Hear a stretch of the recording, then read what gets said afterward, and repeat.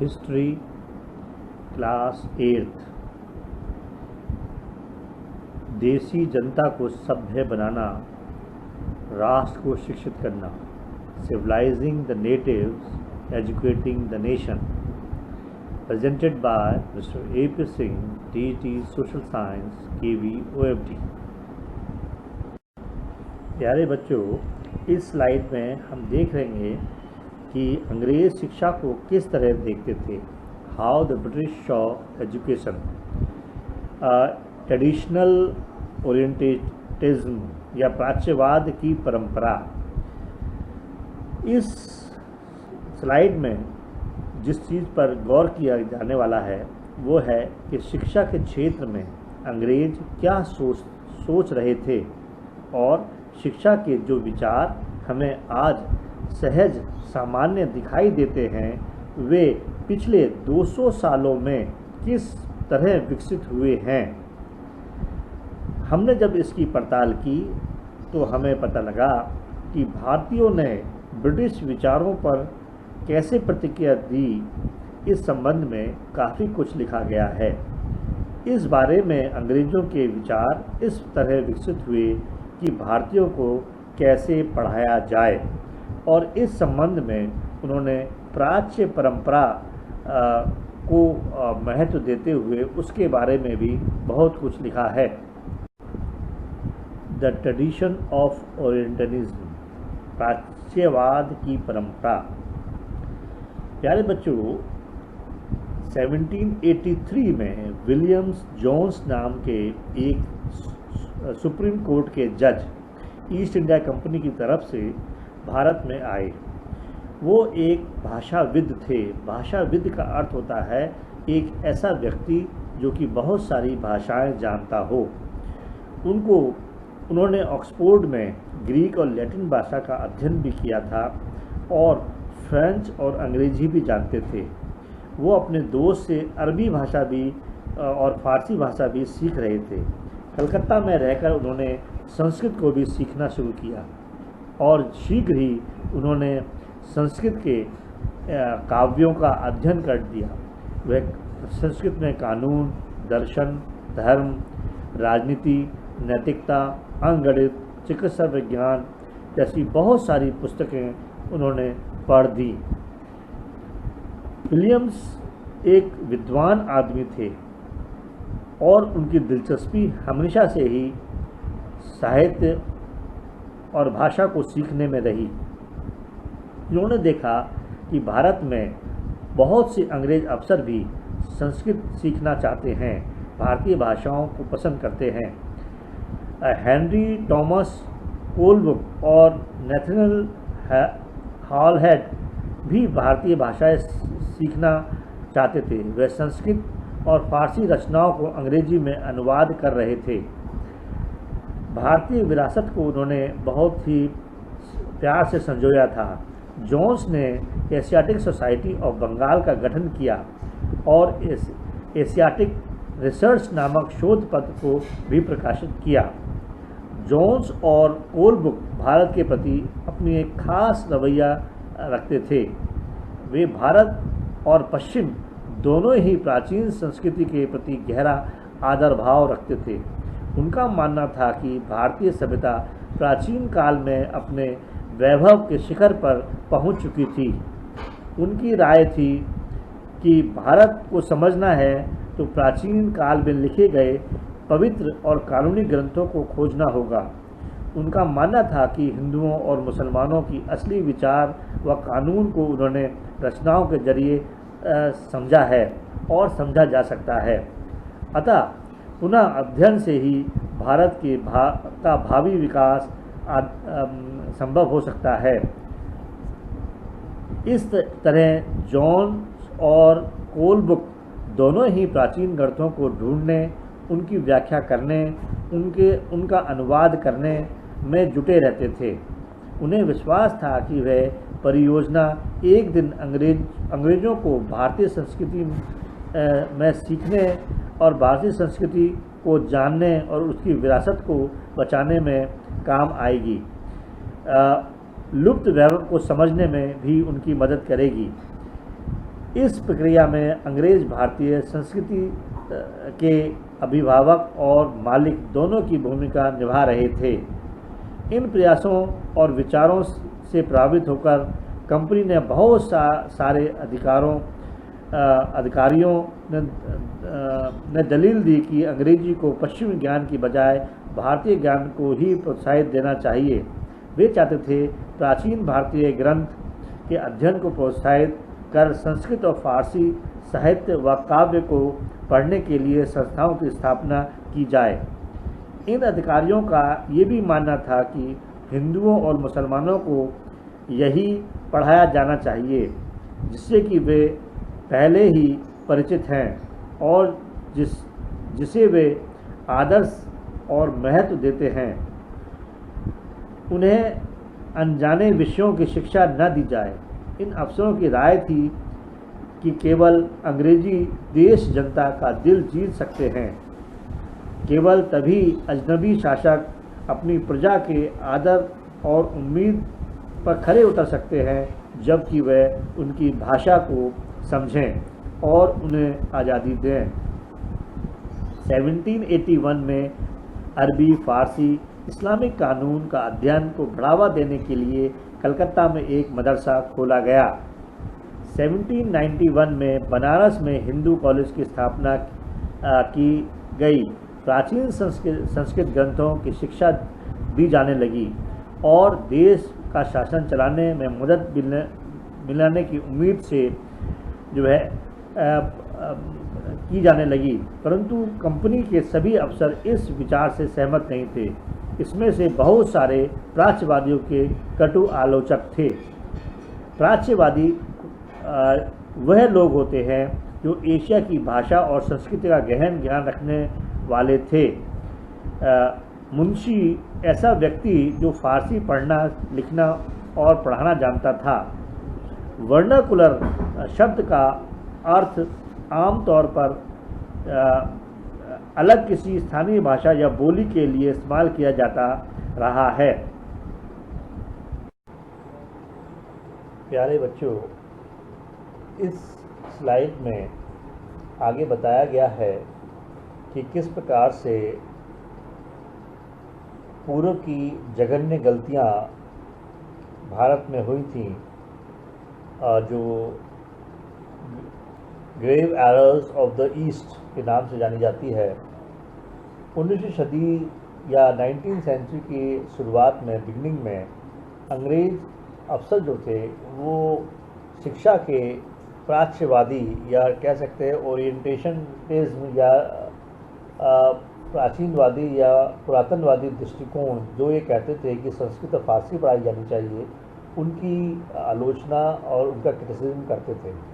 उनका कहना था कि पूर्वी समाज का ज्ञान जो है ये त्रुटिपूर्ण है, त्रुटि से भरा हुआ है, अवैज्ञानिक है। Means it is so many errors are there and it is non जो है साइंटिफिक जो है ये साहित्य है। उनके मुताबिक पूर्वी साहित्य यानी ईस्ट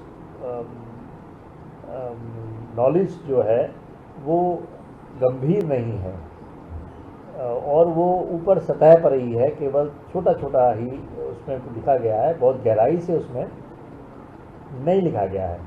और अरबी और संस्कृत भाषा को वो पढ़ाने के खिलाफ थे कि वो भारतीयों को वो भाषा नहीं पढ़ाई जानी चाहिए। जेम्स मिल जो है वो व्यक्ति थे जिन्होंने सबसे ज़्यादा इसका विरोध किया और इन्होंने बताया कि भारत में शिक्षा किस प्रकार की दी जानी चाहिए। उन्होंने कहा कि अंग्रेज़ों को देसी जनता को खुश करने और उनका दिल जीतने के लिए जनता की इच्छा के हिसाब से या उनकी भावनाओं को ध्यान में रखते हुए शिक्षा नहीं दी जानी चाहिए। कि अगर वो कहते हैं कि उन्हें हिंदी और फारसी और संस्कृत पढ़ाया जाए तो उनको ये संस्कृत और फारसी भाषा नहीं पढ़ाई जानी चाहिए, बल्कि उनकी राय थी, उनका मानना था कि उन्हें अंग्रेजी शिक्षा दी जानी चाहिए जो कि व्यवहारिक ज्ञान पर आधारित है। और साथ में उनको ये भी बताना चाहिए कि पूर्वी समाज का साहित्य और काव्य यानी उनकी नॉवल और उनकी हिस्ट्री और उनका जो कल्चर है वो इतना अच्छा नहीं है जिसे हम नहीं पढ़ा सकते, बल्कि हम पश्चिम का यानी ईस्ट वेस्ट का जो विज्ञान है, तकनीक है, उसको हम पढ़ाएंगे और क्या क्या खोजें हुई हैं उनके बारे में हम उनको बताएंगे, जिससे उनकी नॉलेज बढ़े। तो ये एक प्रश्न भी आता है कि वो कौन व्यक्ति था जिसने सबसे ज़्यादा प्राचीनवादियों का विरोध किया या भारतीय भाषाओं को पढ़ाने का विरोध किया और अंग्रेजी पढ़ाने का और पश्चिमी ज्ञान पढ़ाने का समर्थन किया। प्यारे बच्चों, आगे इसी स्लाइड में बताया गया है कि जेम्स मिलरो अकेला व्यक्ति नहीं था जिसने भारतीय भाषाओं का भारत की जनता को पढ़ाए जाने का विरोध किया, बल्कि 1830 यानी 1830 में एक और व्यक्ति था जिसका नाम था थॉमस बैबिंगटन मैकॉले। ये वो व्यक्ति था जिसने सबसे मुखर रूप से या सबसे ताकतवर रूप से भारतीय भाषाओं को पढ़ाए जाने का विरोध किया, और यही वो व्यक्ति था जिसने भारत में अंग्रेजी शिक्षा और पश्चिमी ज्ञान को बढ़ावा दिया। और इसी व्यक्ति की बात सरकार ने मानी और भारत में अंग्रेजी शिक्षा को बढ़ावा दिया। मैकॉले कहता था कि एक अच्छे यूरोपीय पुस्तकालय का केवल एक शेल्फ या एक खाना ही भारतीय और पूर्व के समूचे देसी साहित्य के बराबर है। उसका तर्क था कि भारत में ब्रिटिश सरकार को प्राच्य ज्ञान यानी प्राचीन जो उनका ज्ञान है संस्कृत और फारसी में, उसको पढ़ाने में पैसा बर्बाद नहीं करना चाहिए। ये एक ऐसी सोच थी, ऐसी मानसिकता थी, जिस मानसिकता को अगर आज हम सोचें आज के संदर्भ में, तो शायद हम में से कोई भी भारत प्रेमी या भारतीयता प्रेमी व्यक्ति शायद मैकॉले की शक्ल देखना दूर, उसका नाम भी सुनना पसंद ना करे। लेकिन उस समय हमारा देश गुलाम था, उस समय हमारी मजबूरी थी कि हमको इस मैकॉले की बहुत सी ऐसी बातें जो कि भारतीय साहित्य के लिए अपमानजनक कही जा सकती हैं, बातें सुनने को मिली। गहन ऊर्जा और आवेशकपूर्ण मैकॉले ने अंग्रेजी भाषा सीखने की शुरुआत पर जोर दिया। उसका मानना था कि अंग्रेजी के ज्ञान से भारतीयों को दुनिया की सबसे साहित्य कृतियों को पढ़ने का मौका मिलेगा। यानी वो चाहता था कि वो इंग्लैंड की जो राइटर हैं, इंग्लैंड के जो लेखक हैं, कवि हैं, साहित्यकार हैं, उनको दुनिया जाने, उनको यहाँ के लोग जाने, शेक्सपियर जैसे लोगों को जाने। वास्तव में शेक्सपियर वैसे बहुत विद्वान आदमी था। हमारे यहाँ शेक्सपियर की तुलना जो है मुंशी प्रेमचंद जी से की गई है जो है, लेकिन उसके बावजूद भी मैकॉले की ये जो सोच थी कि अपने पश्चिमी ज्ञान को अच्छा बताना और हमारे पूर्वी ज्ञान को घटिया बताना या कम आंकना, ये उसकी बहुत बड़ी भूल थी। यहाँ के लोग पश्चिमी विज्ञान और दर्शन के क्षेत्र में कुछ विकास से तो अवगत हो पाएंगे, ये सोचकर उसने ऐसा किया, जो कि उसकी बहुत गलत सोच थी। इस प्रकार उसका कहना था कि अंग्रेजी पढ़ाना लोगों को सभ्य बनाने के जैसा है, क्योंकि उसका मानना था कि भारतीय एक असभ्य लोग हैं, भारत एक असभ्य देश है और इसको सभ्य बनाना जो है उनका काम है, उनका उद्देश्य है, इसीलिए वो भारत आए हैं। ये सोच जो है बहुत ही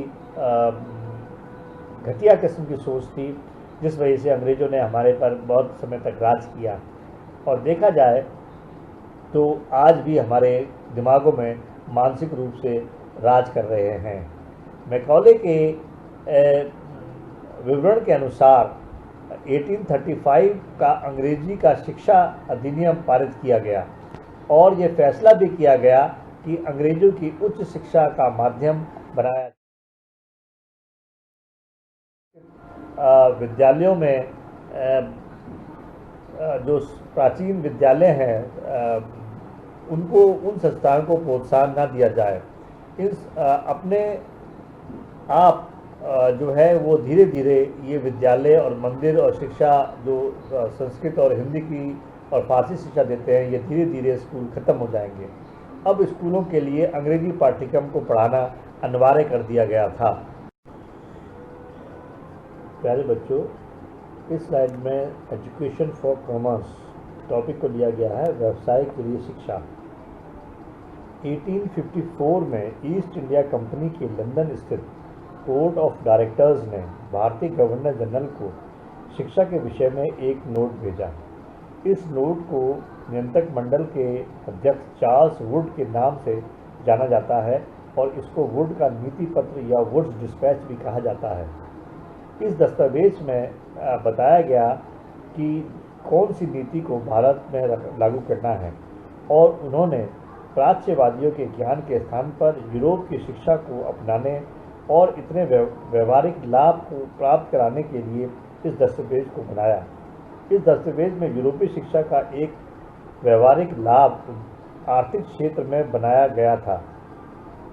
इसके मुताबिक यूरोपीय शिक्षा के माध्यम से भारतीयों को व्यापार और वाणिज्य के विस्तार में होने वाले लाभों को समझने और देश के संसाधनों के विकास का महत्व समझने में मदद मिलेगी। यदि उन्होंने यूरोपीय जीवन शैली से अवगत कराया गया तो उनकी रुचि और आकांक्षाओं में भी बदलाव आएगा और ब्रिटिश वस्तुओं की मांग पैदा होगी। इसलिए तब यहाँ के लोग यूरोप से बनी चीज़ों को अपनाना और खरीदना शुरू करेंगे। तो इस तरह से आप समझ गए होंगे कि असल में भारत में अंग्रेज़ों को अंग्रेजी शिक्षा या पश्चिम सभ्यता का विस्तार करने का क्या उद्देश्य रहा होगा। उनका उद्देश्य सिर्फ कॉमर्शियल था, व्यावसायिक था। वो जानते थे कि जब वो यहाँ रहेंगे, ये भाषा और साहित्य पढ़ेंगे तो इन्हीं के जैसा बनने और इन्हीं के जैसे चीज़ों को खरीदना और रहन सहन करना पसंद करेंगे। उनका उद्देश्य बिल्कुल भी शिक्षा प्राप्त करना नहीं बल्कि व्यावसायिक था। वुड के नीति पत्र में यह तर्क भी दिया गया था कि यूरोपीय शिक्षा में भारतीयों के नैतिक चरित्र का उत्थान होगा। इससे वे ज़्यादा सत्यवादी और ईमानदार बनेंगे और फलस्वरूप कंपनी के साथ भरोसेमंद कर्मचारियों की कमी नहीं रहेगी। अतः आप समझ सकते हो कि उनका कहना था कि वो अंग्रेजी पढ़ने के बाद अंग्रेज़ों के चाटुकार या उनके गुलाम बन जाएंगे। उनकी मानसिकता अंग्रेजी गुलाम बन जाएगी और उनकी चमचागिरी करेंगे एक प्रकार से और वफादारी करेंगे। इस दस्तावेज के मुताबिक पूर्व का साहित्य न केवल त्रुटियों से भरा हुआ था बल्कि लोगों में ना तो काम के प्रति दायित्व और समर्पण की भावना पैदा करता था और ना ही शासन के लिए कुछ आवश्यक निपुणता वाले लोगों को बनाता था। इसलिए उनका मानना था कि अगर वो हिंदी और फारसी और संस्कृत जैसी भाषाओं को पढ़ेंगे तो वो अंग्रेज़ों के वफादार नहीं रह पाएंगे। 1854 में नीति पत्र के बाद अंग्रेज़ों ने कई अहम कदम उठाए। सरकारी शिक्षा विभागों का गठन किया गया ताकि शिक्षा संबंधी सभी मामलों पर सरकार का नियंत्रण स्थापित हो सके। विश्वविद्यालय शिक्षा की व्यवस्था विकसित करने के लिए भी कदम उठाए गए। 1857 में जब मेरठ और दिल्ली में सिपाही विद्रोह कर रहे थे, उसी समय कलकत्ता, मद्रास और बम्बई विश्वविद्यालयों की स्थापना की गई थी। स्कूली शिक्षा प्रणाली में परिवर्तन करने का प्रयास किया गया था।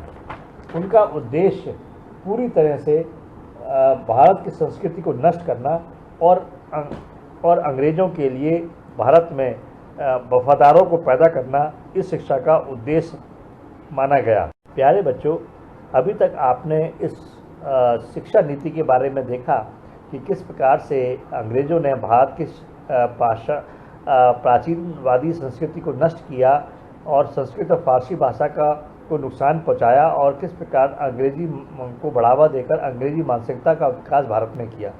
उनका उद्देश्य पूरी तरह व्यावसायिक था और वो किसी भी तरह से भारतीयों का हित नहीं चाहते थे। अब हम आगे अगले वाले स्लाइड्स में हम देखेंगे कि किस प्रकार से स्थानीय पाठशालाओं का और किस प्रकार से स्थानीय भाषाओं को जो है देखा गया और उनके लिए कार्य किया गया।